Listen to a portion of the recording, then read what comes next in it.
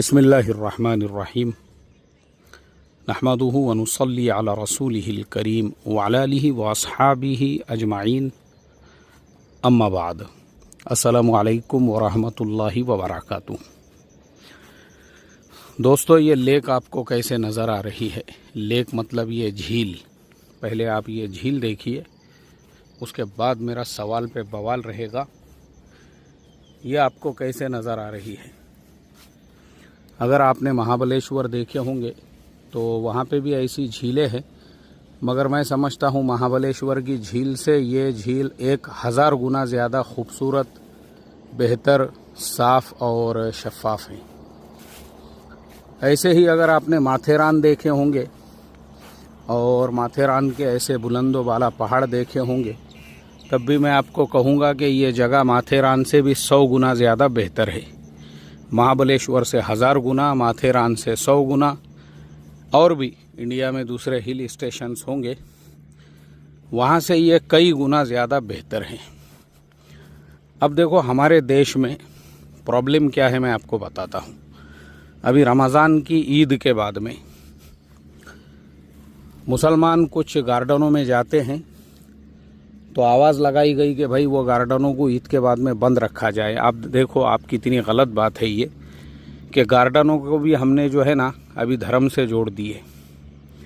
उसके बारे में भी अभी हमारा ऐसा बोलना है कि गार्डनों में मुसलमानों के टोले क्या टोले आते हैं ईद के बाद में। अब आप मुझे बताओ भाई, गार्डन में अगर मुसलमानों के टोले आते हैं तो फ्री में नहीं आते हैं। हमारे देश में हर गार्डन की एक फ़ीस है, हर गार्डन के लिए आपको एक रकम देना पड़ती है। उसके बाद में ही आप जो है उस गार्डन में जाते हो, उसके बाद में ही आप वहाँ पे बैठ सकते हो, और फिर उसमें हुजूम होता है इतना ज़्यादा। अब उसके कंपैरिजन में मैं आप लोगों को 1000 बार ये बात बोल चुका हूँ। देखो, अभी आपको ये लेक नज़र आ रही है, उसके अंदर लोग जो है लेक के अंदर कश्ती के ज़रिए से घूम भी रहे हैं। अब देखिए कितना खूबसूरत नज़ारा है। इतनी बड़ी लेक है ये, और इसमें सिर्फ आपको 2 नाव नज़र आ रही होगी। अब इसी के कंपैरिजन में अगर आप महाबलेश्वर चले जाओगे तो छटाक शक्कर में 50 डुक्कर वाला मसला होता है। लेक है छटाक भर की, और उसमें कम से कम 1000 से ज़्यादा ऐसी कश्तियाँ और नाव आपको मिलेंगी। यहाँ आप देखो, इतनी बड़ी लेक है, इतनी बड़ी, और इस लेक के आगे असल में उधर जिधर ये लोगों को लेकर जा रहे ना, और भी ऐसे बड़े बड़े पहाड़ है, बुलंदो बाला। अभी मुझे यहाँ पे एक जो गार्ड है, मेरे रहबर है, वो मुझे बता रहे थे, मेरे मेज़बान बोले वो जो हॉलीवुड की फ़िल्म है अवतार, उसकी शूटिंग यहीं पे हुई भी है। बोले इन्हीं पहाड़ों में, इसके आगे जहाँ पे अभी ये कश्ती और नाव के ज़रिए से ले जाएंगे। बोले देखो ये पहाड़ देखो आप, ये जो पहाड़ की चोटियाँ आपको उधर दूर तक नज़र आ रही है, देखो ये वो पूरा इलाका है। बोले ख़ास तौर पे हॉलीवुड वाले तो अक्सर मूवीज़ की शूटिंग यहीं पे करते हैं, ऐसा उन्होंने मुझे बताई। अब देखो, अब आपको हैरत होंगी जानकर कि ये जगह ना स्विट्ज़रलैंड है, ना ये यूरोप का कोई मुल्क है, बल्कि ये है थाईलैंड। इंडिया से यहाँ आने जाने का रिटर्न टिकट एक आदमी का मिलता है। पुणे से तो मैं बुकिंग करता हूँ तो 14,000 रुपये, ज़्यादा से ज़्यादा कभी 12,000 में मुझे रिटर्न टिकट मिल जाता है, और वीज़ा यहाँ पे लगता नहीं है। अब आप देखो, वीज़ा भी नहीं लगता, और ये सब चीज़ें यहाँ पे फ्री में हैं, मुफ्त में हैं। मतलब आपको 1 रुपया भी जो है ना, देखो ये इतने बड़े बड़े पहाड़ है, और ये इतनी बड़ी खूबसूरत झीलें है, और फिर उसके बाद में उधर जो है ना ये पूरे बुलंदो वाला पहाड़ यहाँ पे बने हुए हैं। और पहाड़ों के दरमियान में अगर आपको रिजॉर्ट्स में रुकना है, विला में रुकना है ना, देखो आप वो पहाड़ पे एक विला है, इधर विला बने हुए हैं। ऑनलाइन वैसे आपको विला मिल जाते हैं यहाँ पे, उसका भी टेंशन नहीं है। अब आप सोचो, ये सब फ्री में है, और ये क्या है? ये है बहुत बड़ा गार्डन। अब इधर उन्होंने पहाड़ के ऊपर बनाया हुआ है, यानी मैं खुद जहाँ पे खड़ा हूँ ना, ये खुद एक पहाड़ है। यहाँ पे खुद एक लंबा चौड़ा गार्डन बना हुआ है। उधर पार्किंग है, मैंने मेरी कार वहीं पे पार्क किया हूँ, और पार्क के अलावा वो सब फ्री में है आपको ना। यहाँ पे पार्किंग के पैसे है, और दुनिया भर से लोग आते हैं। जो यूरोपियंस है, फॉरेनर्स है, वो भरे हुए होते हैं। अभी मैंने जहाँ से शूटिंग शुरू किया यहाँ पे बहुत सारे यूरोपियन थे अपनी फैमिलीज़ के साथ, अपने बच्चों के साथ में, और वो लोग सब तस्वीरें वगैरह ले रहे थे, इसलिए मैं उधर चला गया था ताकि मैंने कहा अपनी वजह से दूसरों को डिस्टर्ब ना हो, तकलीफ़ ना हो। अब मैं आपको बता दूं कि यूरोप के जो लोग हैं ना, अब आप सोचो क्या स्विट्ज़रलैंड में खूबसूरती, वहाँ दुनिया भर से हमारे इंडिया में लोग जो है स्विट्ज़रलैंड जाने को अपने लिए एक अचीवमेंट समझते हैं कि भाई कोई अगर स्विट्ज़रलैंड चला गया तो इसका मतलब ये है कि उसने जो है बहुत, यानी दुनिया में ज़िंदगी में एक बहुत बड़ा कारनामा अंजाम दे दिया। वो आदमी ज़िंदगी भर बोलता है मैं फैमिली के साथ में गया हूँ। अब मैं वही हमारे इंडियन लोगों को ये बताऊँ, देखो अब ये ख़ुद एक अंग्रेज़ जनाब जो है अकेले है, फैमिली नहीं है उनके साथ में, इसलिए मैं ज़रा कैमरा उनकी तरफ कर रहा हूँ। अब आप देखो ये सब फ्री में है, ये पूरा गार्डन, और देखो उधर जो गाड़ियाँ नज़र आ रही है वहीं पे मैंने मेरी कार भी पार्क किया हूँ। अब आप देखिए कि वही यूरोप के, अमेरिका के और स्विट्ज़रलैंड के लोग जो है ना, वो यहाँ आके रहते हैं 2-2 महीने, 4-4 महीने, 6-6 महीने अपनी फैमिलीज़ के साथ में।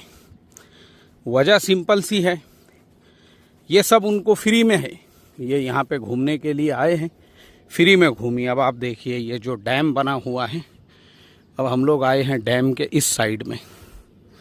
चलिए मैं आपको पूरा पहाड़ों का नज़ारा कराता हूँ ताकि आपको पता चले कि भाई किस लिए यूरोप के, अमेरिका के, वहाँ के लोग यहाँ आते हैं। सिंपल सी वजह यही है, उनको सस्ता पड़ता है उनके अपने देश से भी। तो जैसे मैंने आपको बताया 12-14 हज़ार में आप इंडिया से यहाँ पे आसानी से आ सकते हो, रह सकते हो।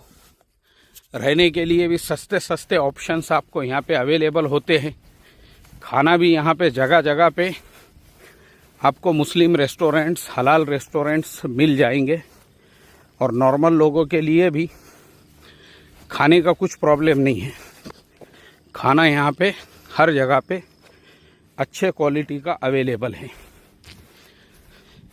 तो बताने का मकसद मेरा यही है, भाई हमारे देश में भी है, मगर हमारे देश में मैंने जैसे आपको बताया, ये मेरे ख़ुद के साथ के एक्सपीरियंस में आपको बता रहा हूँ। कोई विला आपने बुक किए, अभी थोड़े दिनों पहले मैं पूरी फैमिली के साथ में, और हम ऐसे फैमिलीज़ के तकरीबन 12 से 15 लोग थे। हमने सोचे चलो भाई पुणे के करीब में कोई विला बुक करेंगे।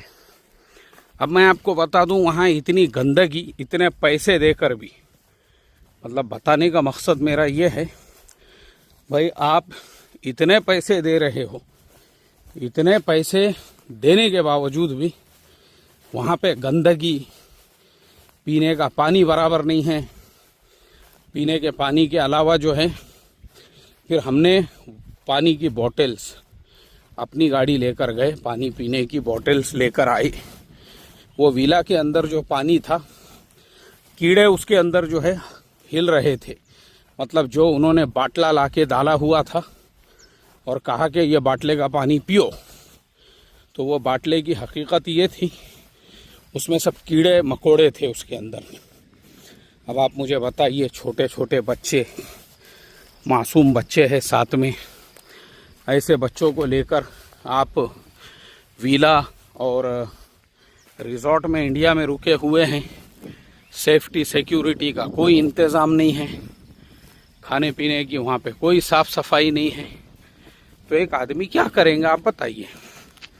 तो इसके लिए मैंने जैसे अभी आपको बताया, अभी थोड़े दिनों पहले भी मैंने शायद माथेरान की न्यूज़ पढ़ा था, वहाँ पे भी किसी ईमान वाले के साथ में ऐसी लड़ाई झगड़ा हो गया, वो अपनी फैमिली के साथ में था। ये सब बातों का रीज़न देखो क्या है, हमारे देश में हर जगह पे लूटम लाट मची हुई है। लूटो, बस लूटो। कस्टमर दिखा तो लूटो, टूरिस्ट दिखा तो लूटो, लूटम लाट मची हुई है। इसके लिए ना मैं इंडिया में ऐसी जगहों पर जाता हूँ और ना ही मैं मेरा पैसा बर्बाद करता हूँ। इसके लिए सिंपल सा तरीक़ा ये है, भाई रोज़ाना 100 रुपये जमा करो, 200 रुपये जमा करो। विमल गुटखा तो मैं खाता नहीं।